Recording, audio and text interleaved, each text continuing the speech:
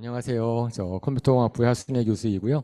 한 1년에 한 번 정도 나와서 말씀을 전하는 것 같습니다. 반갑습니다. 잠깐 기도하겠습니다. 하나님 아버지, 이렇게 캠퍼스에서 또 수요일 저녁에 같이 모여서 주님을 높이고 찬양하고 주님의 말씀을 듣는 예배가 이루어지게 하시니 감사를 드립니다.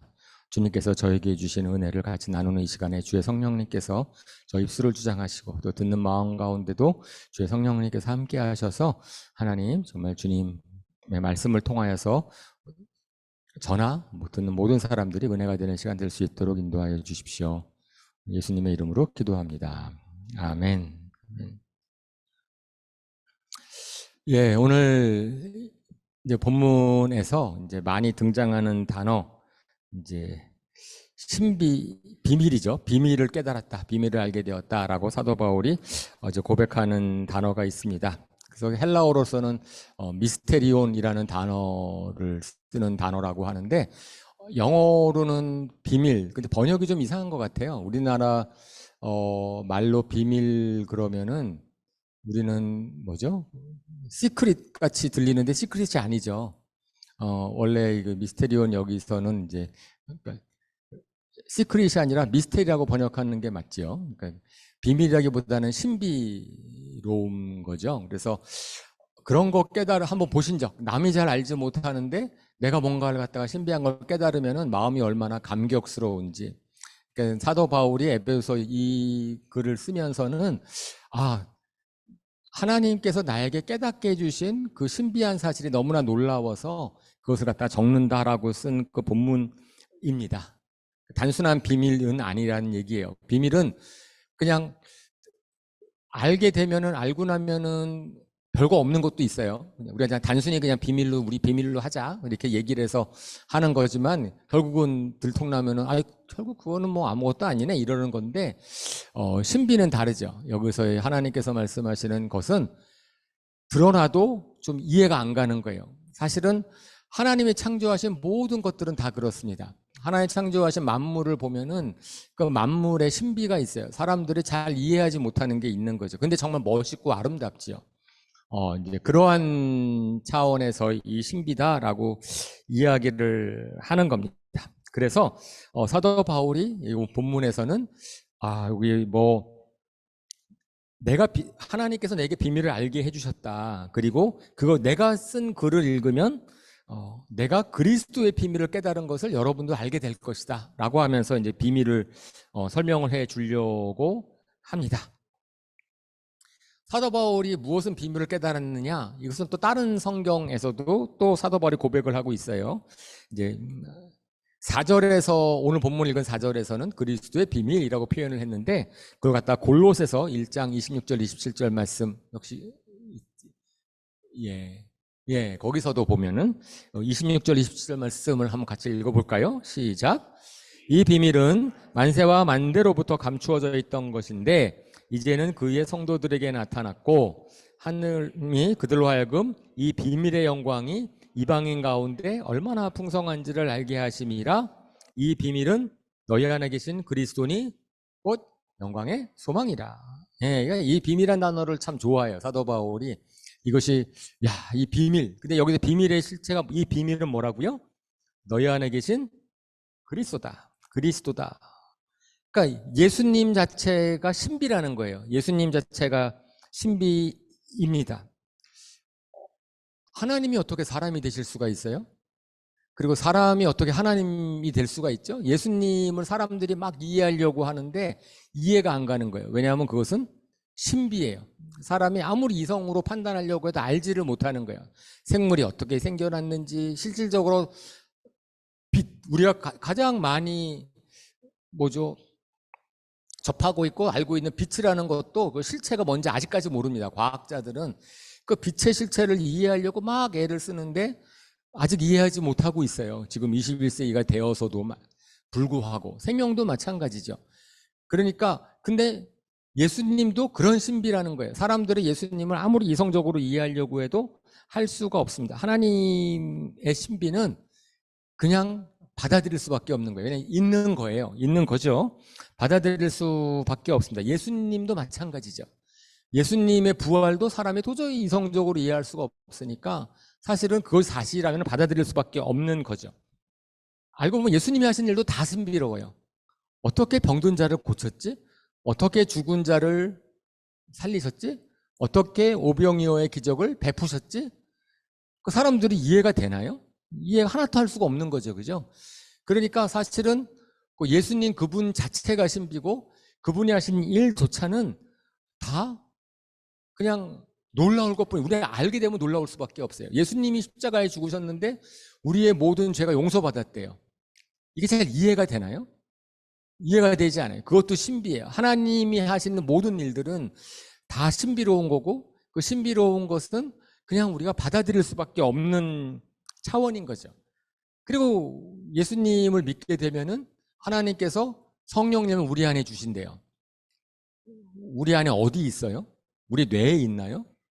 우리 심장에 있나요? 우리 가슴에 있나요? 성령님이 우리 안에 계시다고 하는데 그걸 갖다가 어떻게 알고 그것이 뭐죠? 신비로워요. 이게 그러면 우리가 이해하지 못한다 그래서 없는 건 아니잖아요. 그죠? 다 있는 거니까. 실적으로 그러니까 예수님이 행하신 일, 예수님 그분 자체, 하나님께서 예수님으로 통해서 우리에게 이루신 일, 이 전부 다들은 이것은 전부 다 어디에 속한 일이냐면은 신비에 속한 일이에요. 그거는 믿음으로 받아들일 수밖에 없어요. 신비는 우리가 있는 것을 그냥 받아들이고 거기에 믿음을 거는 겁니다. 그러면 거기에 대해서 이제 우리가 신비를 볼 수 있는 눈이 열리는 거예요. 사실은 과학 만능주의, 사람들이 막 이성을 따지고 하려고 할 때에 그것은 우리의 부족한 점을 드러낼 수밖에 없어요. 그것으로 절대 하나님이 하신 일을 알 수가 없는 건데, 자, 그러면 이 비밀의 내용, 예수님이 하신 일의 신비 가운데 오늘 본문에서 특별히 강조하고 있는 게 있죠. 예수님이라는 분, 그분도 신비인데, 그분이 하신 일도 다 신비인데, 그런데 하나님께서 그 예수님으로 말미암아서 하시려고 하는 놀라운 일들이 있다. 그것이 이제 오늘 제가 제목으로 삼은 유대인과 이방인이 연합한 하나 되게 하는 것. 그것이 이제 여기서 강조하고 있는 거지요. 생각해 보면 모든 인류를 창조하시고 천지만물을 창조하시고 모든 것을 창조하신 하나님께서는 모든 만물들이 회복되고 그러니까 모든 인간들이 구원받는 것을 원하시는 게 마땅하죠. 그죠? 하나님이 모든 만물을 창조하시고 모든 인류를 창조하신 하나님께서는 하나님이 창조하신 모든 인류가 구원받는 것을 마땅합니다. 그런데 이스라엘 백성들이 그거를 몰랐어요. 이스라엘 백성들은 자기만이 택함 받았고 자기만이 하나님께서 좋아하시고 이방인은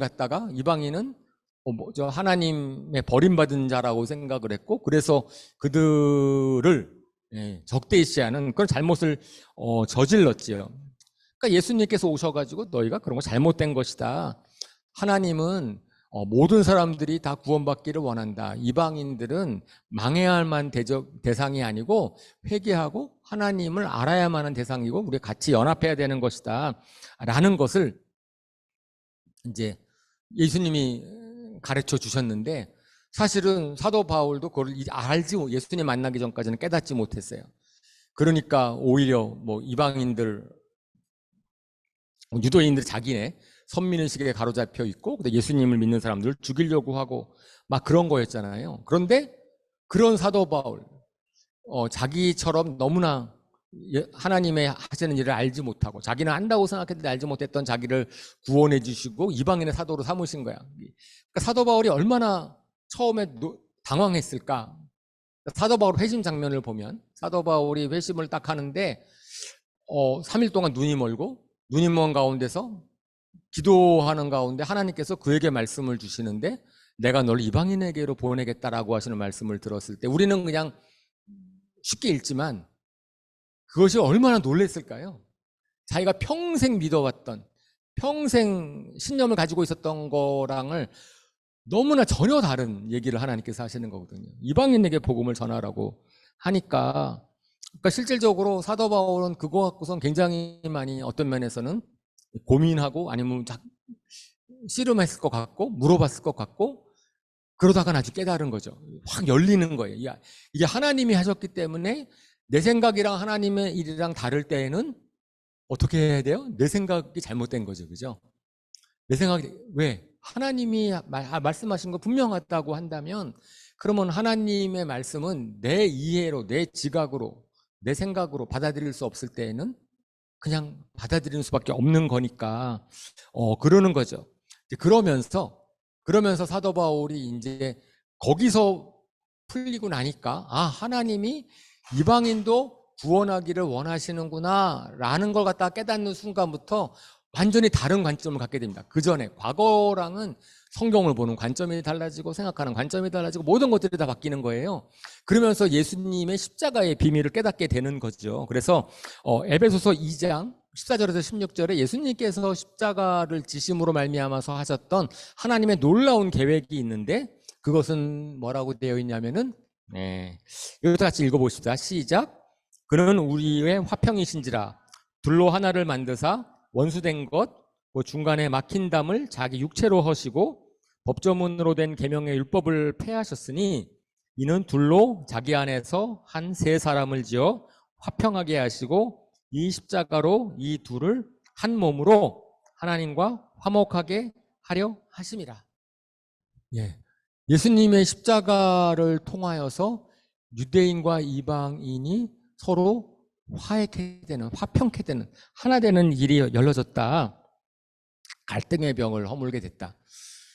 하나님이 창조하신 아름다운 자연, 하나님이 창조하신 이 세상이 왜 망하게 됐습니까? 그것은 우리가 잘 아는 것처럼 사탄이 모든 관계성을 파괴해서, 그죠? 사람과 인간과의 관계를 파괴하고 사람과 사람과의 관계를 파괴함으로 말미암아서 망가졌잖아요. 그죠? 디아블로라고 하는 사탄이 모든 걸 분리시켰잖아요. 근데 하나님께서 예수님을 통하여서 이제는 완전히 이걸 회복시키시는 거죠.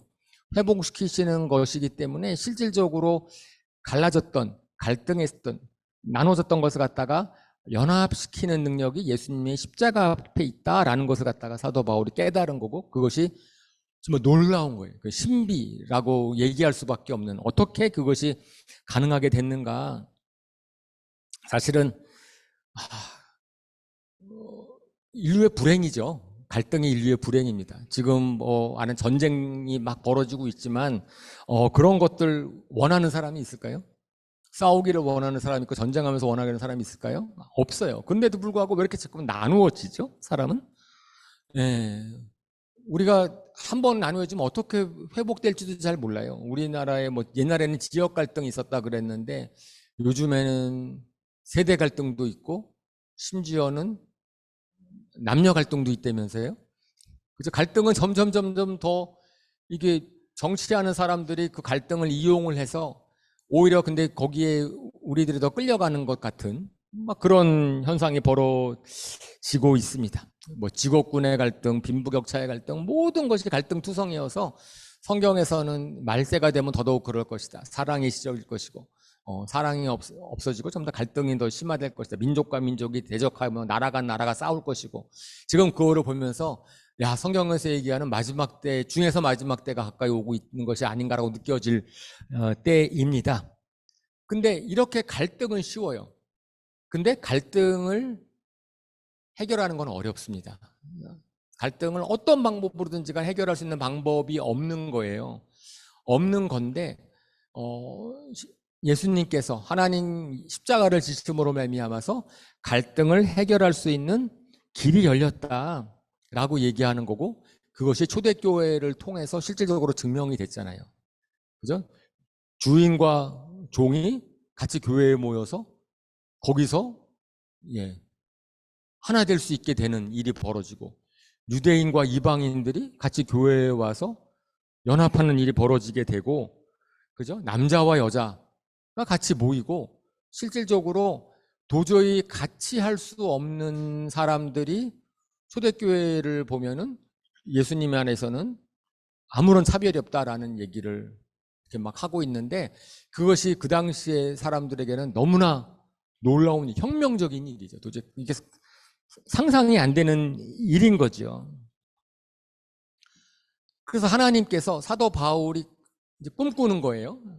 그리고 바라는 겁니다. 하나님의 비밀 계획은 이제는 사탄이 말미암아서 끊어진 모든 관계성들이 예수님의 십자가로 말미암아서 다 회복이 되는 그런 일들이 이루어지고 있고, 그런 일에 내가 쓰임을 받고 있다라는 것 때문에, 그리고 그것이 하나님의 비밀 경륜이라고 표현되어 있죠.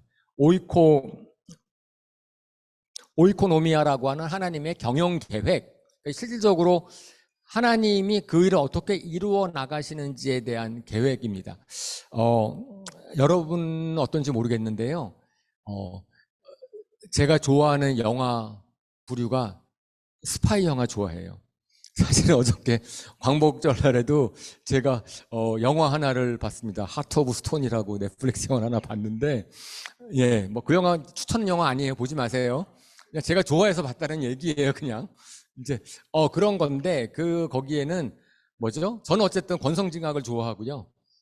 그래가지고 악한 계획을 갖다가 선한 사람들이 물리치는 거를 좋아하는데, 비밀계획, 스파이 영화 같은 게 그런 스릴이 있죠. 근데 그런 거가 있는데, 제가 이 본문을 공부를 하면서 제가 여기에 이제 꽂혔어요. 실질적으로 제가 지금 이제 교회를 열심히 섬기고 있는데, 사실 오늘 본문이 저로 말미암아서 교회에 헌신하게 만든 본문입니다.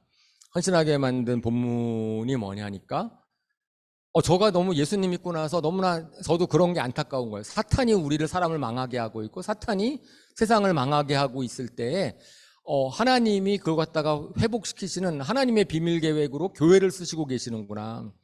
그것이 하나님이 교회를 통해서 하늘에 있는 모든 통치자들과 권세자들에게 하나님의 각종 지혜를 알려주는 것이다 라는 것을 갖다가 제가 그 말씀에, 야, 하나님의 그 사탄의 하는 역사를 갖다가 뒤집을 연합사역을 실질적으로 교회가 감당해야 되는구나 라는 것이 이제 생각이 되는 거죠. 그러면서 뭐라고 말씀하시냐면은, 이것이 영원 전부터 계획되어 있다 그래요. 예수님께서 영원 전부터 계획이 되어 있다 라고 이야기를 하십니다. 그러니까 저는 이제 이쪽을 묵상하다 보니까, 하나님이 아담과 하와를 사탄이 유혹해서 하나님 아담과 하와가 타락했다는 것도 알고 계셨던 거죠. 그죠? 그럼 충분히 그렇게 믿을 수 있는데, 그럼 왜 그러셨을까? 사탄이 있는 한 계속해서 사탄은 하나님과 사람들과의 관계를 어긋나게 할 터인데, 문제는 예수님의 신비를 경험해서 하나님을 믿은 사람들은 사탄한테 안 넘어간다고요. 아담과 하와가 왜 넘어갔어요? 아담과 하와는 사탄의 유혹을 이길 수 있는 힘이 없었어요. 그렇기 때문에 아담과 하와와 같이 사탄의 유혹에 약하게 노출되어 있는 사람 갖고 하나님의 나라를 이룰 수가 없는 거예요. 사탄이 없으면 모르겠는데 있는 한. 그러니까 하나님의 비밀 계획으로서는 사람이 죄를 졌지만 그 다음에 하나님의 용서를 받아서 은혜를 경험한 사람들은, 그들이 만드는, 그런 사람들로 만든 하나님의 나라는 영원하다. 그러면 사탄을 이길 수 있는 힘이 있다 라는 것을 갖다가 이제, 그게 하나님께서 예수님을 영원 전부터 계획하셨다. 그러니까 하나님의 비밀 계획 가운데서 마지막 때 하나님께서 나라를 완성하실 그런 계획까지의 그림이 이제 딱 깨달아지는 거죠. 그래서 에베소서에서 사도 바울이 얘기할 때 6장 12절에는 우리의 씨름은 뭐 이거 잘 아는 예우죠. 혈과 육을 상대로 하는 것이 아니고 통치자들과 권세자들과 이 어둠의 세상 주관자들과 하늘에 있던 악한 영들을 상대합니다. 그러니까 저는 교회의 가장 중요한 역할, 하나님께서 우리를 믿음의 사람들의 공동체로 보내는 역할은 어떻게 하는 거예요? 연합하는 데, 하나 되게 하는 데 있어요. 갈라진 갈등을 갖다가 없애는 데 있고, 그것이 예수님의 십자가로 말미암아서. 그런데 안타깝게도 교회 가운데 굉장히 많은 갈등이 존재를 하고, 여전히 교회와 교회 간의 갈등이 있고 믿는 사람과 믿는 사람의 갈등이 있는 것이 너무나 안타까운 거죠. 그것이 하나님 보실 때에 얼마나 안타까울까. 예수님이 마지막 십자가를 지시기 전에 기도하시는 게 딱 두 가지 기도 제목을 강력하게 기도하시는데, 하나가 거룩하게 하소서랑 하나가 하나 되게 하소서거든요. 근데 교회의 거룩함과 교회의 하나됨이 오늘날에 가장 못하고 있는 거예요. 교회가 다른 것, 뭐 선교도 하고 뭐도 하고 이런 거 다 잘하는데 그런데 거룩함과 하나됨은 여전히 가장 큰 기도 제목인 거죠. 왜냐하면은 그만큼 그것이 어렵기 때문에, 그것이 핵심이기 때문에. 그러면 우리가 애를 써야 될 필요가 있다라고 생각을 하는 겁니다.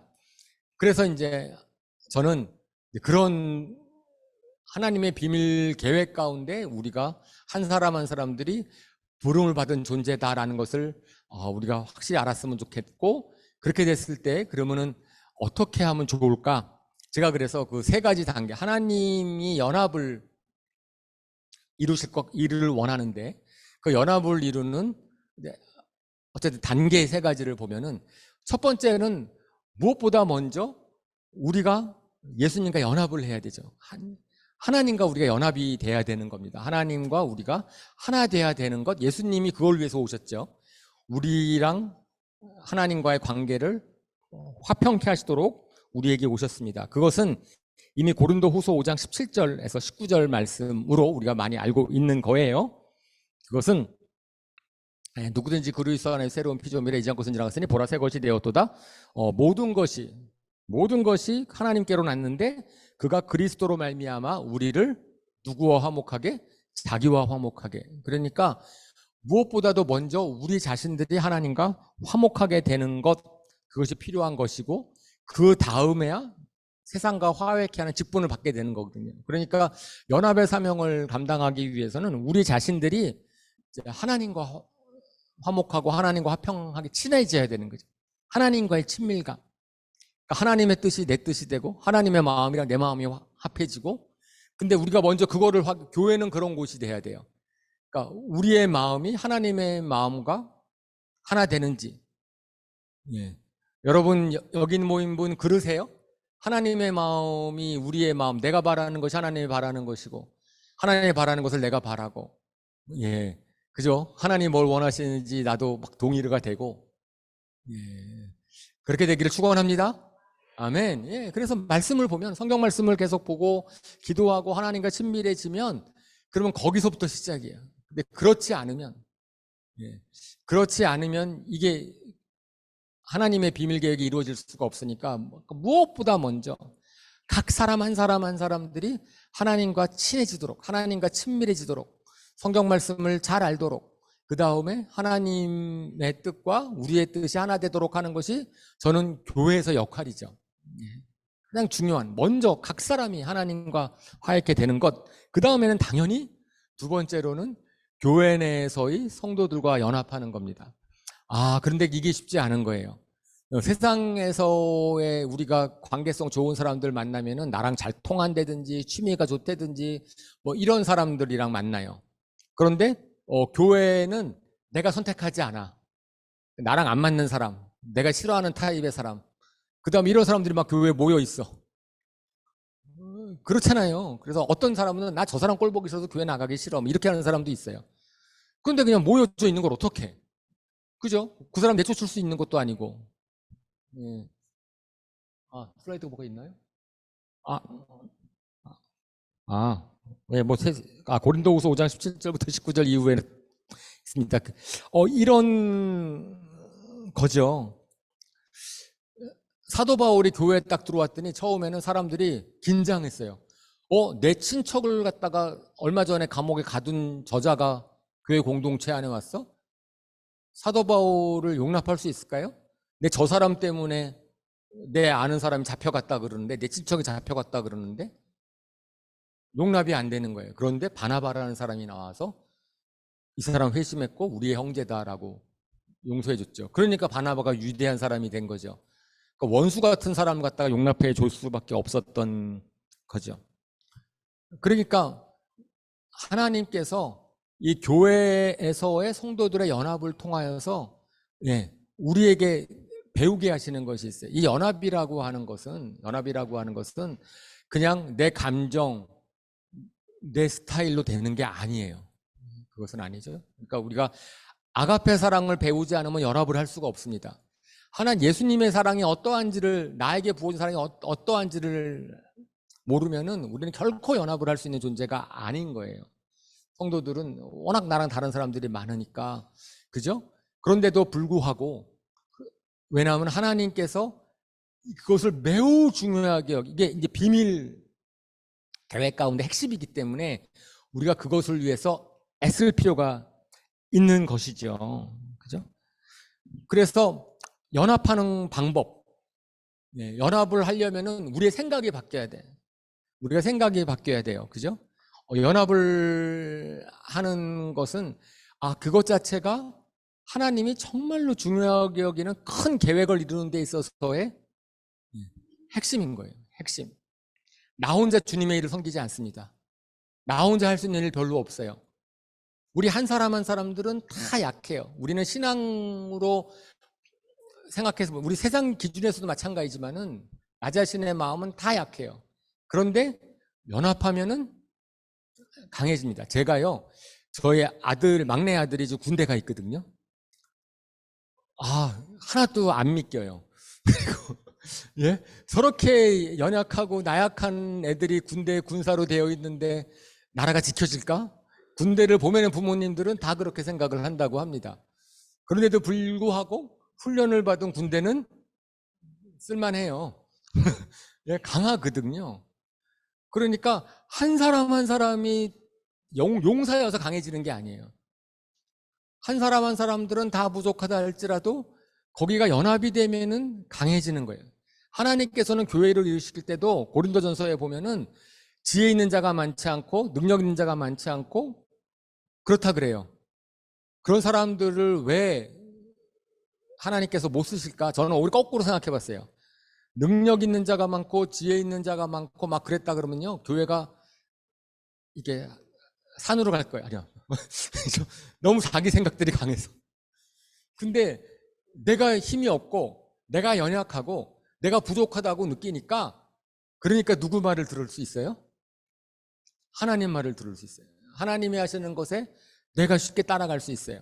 내가 너무 잘나면 그러면 하나님이 할 수 있는 일에 자꾸만 토달고 뭐 이럴 수 있는데 그러지 않을 거다라고 하는 거죠. 그런 연합을 통해서 하나님께서 놀라운 일을 하실 수 있겠다라고 생각을 하는 겁니다.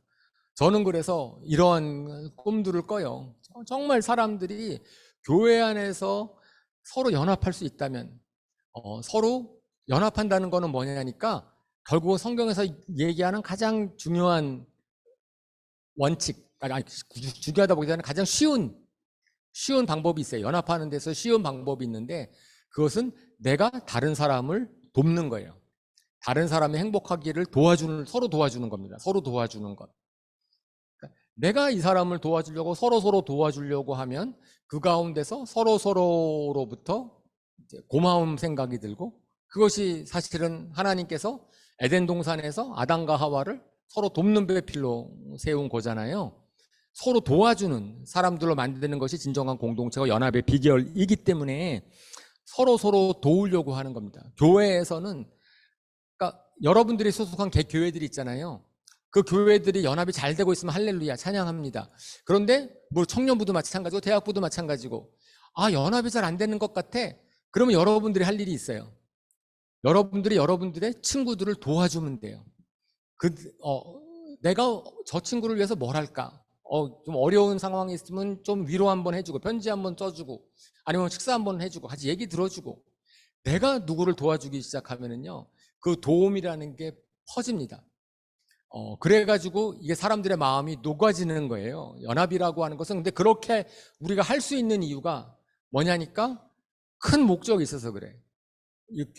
이 교회는, 주님의 머리이신 교회는 지체들이 서로 돕고 도움으로 말미암아서 주님 때문에 연합하는 것이지, 나랑 마음이 같아서 내 취향에 맞아서 나랑 동의해서가 아니. 잘못하면 교회에서 그러면 편가름 나요. 교회에서 우리가 나랑 통하는 사람을 찾으려고 하는 경우가 많이 있어요. 난 외로운데 교회에 와서 사랑한다고 했는데 거기에서 나랑 통하는 좀 사람들이 있어. 그럼 그 사람들이랑 잘 어울려요. 근데 어떻게 되다 보면 이쪽 사람들이 많이 스트롱해지면은요, 강해지면 다른 사람들이 소외감을 느껴. 끼지 못하니까. 그러니까 실질적으로 오히려 소외되고 떨어져 있는 사람들을 도와주려고 애쓰는, 우리 그런 게 필요한 거예요. 제가 섬기는 교회에서 지금은 이제 어떤 예가 있었냐니까 원래 교회가 어른 중심의 교회였어요. 어른들, 보통 교회들은 어른이라기보다는 청년 중심의 교회, 청년들 사역을 잘하려고 청대부 중심으로 막 사역을 하려고 했었는데 그 대신에 초등부, 유치부는 그냥 주일학교 선생님한테 맡기고 좀 따로 했어요. 그러니까 지금 오늘날의 한국 교회들이 어린아이부가 다 없어진다 그러잖아요. 안타까운 일이죠. 다음 세대가 다 죽어진다 그래요.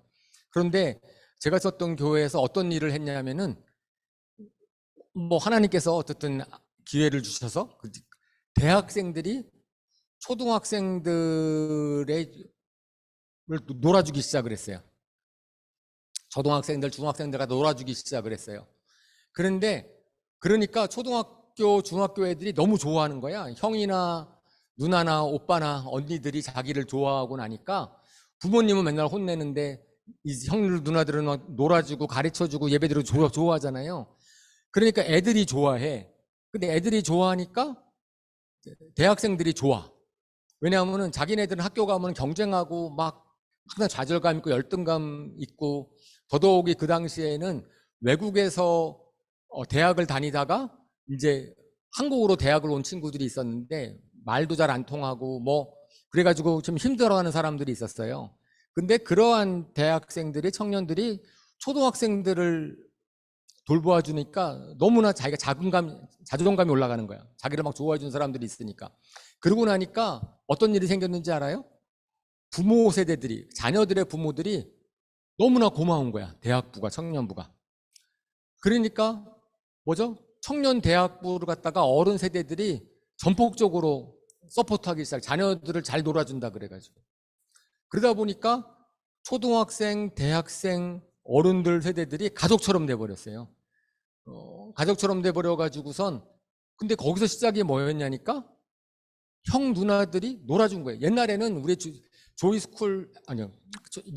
유년부, 초등부 선생님 하려고 그러면요, 막 신앙 따졌어요. 신앙이 얼마나 좋은지, 좀 맡겨도 되는지 따졌거든요. 우리가 그런 거 안 따졌어요. 그냥 대학생들이 그냥 애들이랑 놀아줘. 근데 거기 놀아주면서 얘네들의 신앙이 자라나요. 그리고 전도를 했어요. 처음 교회를 나왔어. 처음 교회를 나왔는데 나오자마자 애들이랑 놀아주는 일을 해. 그게 그냥 자연스럽게 벌어지는 거예요. 그러니까 실질적으로. 그러니까 연합이라고 하는 것, 성도들 간의 연합이라고 하는 것은 그러한, 어떻게 하냐면은 가장 쉽게 서로가 도와주려고 애쓰는. 그런데 희한하게 그렇게 되잖아요. 그럼 나는 굉장히 많은 도움을 받아요. 그죠? 내가 도와주려고 한 사람, 내가 도움받으려고 애쓰지 말고, 거기에 기대하지 말고, 그냥 난 도와주려고 해. 그런데 나중에 보면은 많은 도움을 받아요. 그렇게 되면 교회 분위기가 좋아지고 연합이 이루어지는 거죠. 저는 요한복음 14장 12절 13절, 같이 한번 읽어볼까요? 시작. 내가 진실로 너에게 이르노니 나를 믿는 자는 내가 하는 일을 그도 할 것이요 또한 그보다 큰 일도 하리니 이는 내가 아버지께로 감이라. 너희가 내 이름으로 무엇을 구하든지 내가 행하리니 이는 아버지로 하여금 아들로 말미암아 영광을 받으시게 하려 함이라. 예수님을 믿은 자가 예수님보다 더 큰 일을 한다고요? 우리가 그럴 능력도 없고 말도 안 되는 일이죠. 저건 예수님이 하시는 말씀이거든요. 근데 예수님이 하는 거 보는 건 저는 저렇게 믿는 거예요. 아까 에베소서에서 말씀처럼 교회들이 예수님이 머리이신 교회가 예수님이 하는 일을 하는 거죠. 사실 그것 때문에 우리까지 복음이 전해졌고, 예수님을 믿어 순종하는 사람들에 의해서 이제 복음이 전해졌으니까, 저는 이 마지막 때라고 하는 때에 하나님이 다시 교회들을 깨우실 거고 새롭게 하실 거고, 그렇게 하는 것에 대한 증거가 나타난다고 저는 믿어요. 하나님께서 저에게 주시는 이제 비전은, 나아가서는 교회가 연합하는 겁니다. 교회와 교회가 교파를 초월해서 가능할 것 같으세요? 예, 저는 가능할 거라고 믿어요. 그리고 최근에 저는 그런 경험들을 많이 했어요. 저희가 교회가 파송한 저희 교회는 한 7군데로 나눠져 있는 교회인데 거기가 선교를 같이 해요. 선교사를 각 교회는 다 각자 사역을 합니다. 모양도 다 다르고 다른 사역을 하는데 선교에 대해서만큼은 마음을 하나로 해서 해요. 선교사님들이 되게 좋아하죠.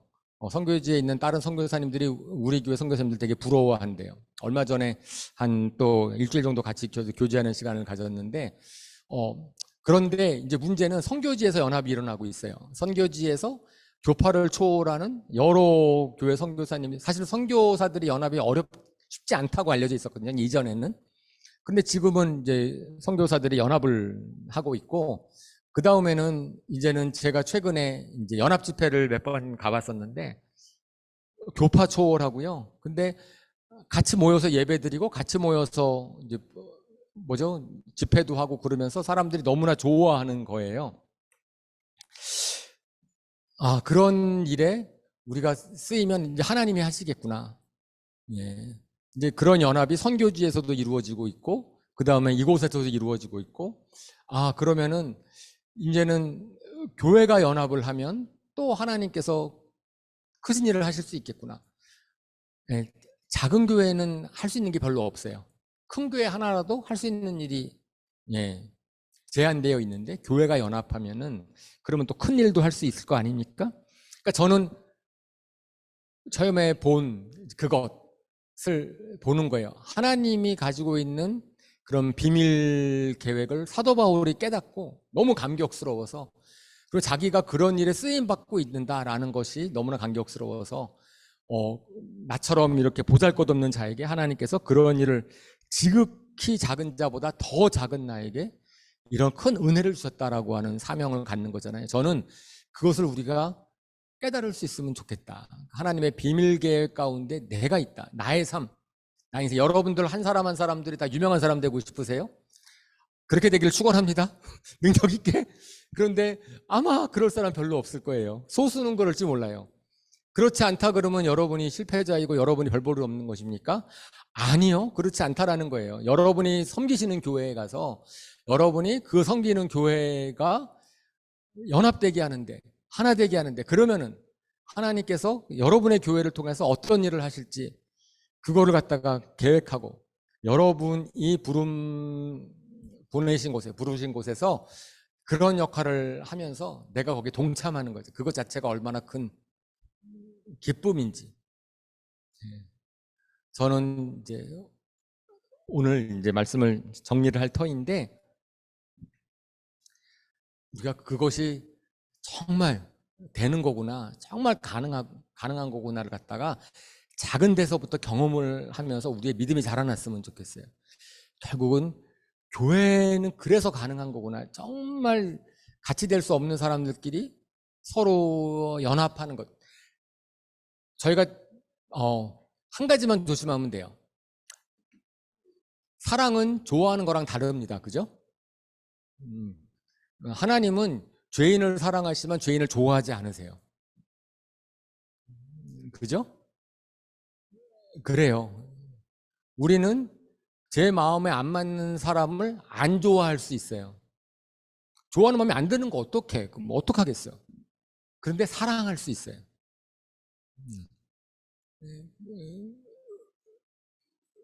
미워하지 마시고, 좋아하는 감정이 아니라는 거예요. 연합이라고 하는 것을 감정적인 차원으로 생각하지 마시고, 그 다음에 그것은 하나님께서 우리에게 주신 그러한 사명입니다.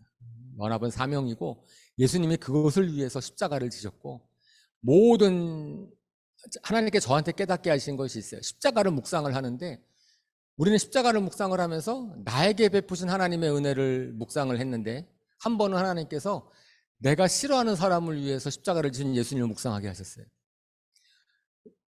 내가 싫어하는 저 사람을 위해서도 예수님이 십자가를 지셨는데 내가 저 사람을 미워할 자격이 있을까?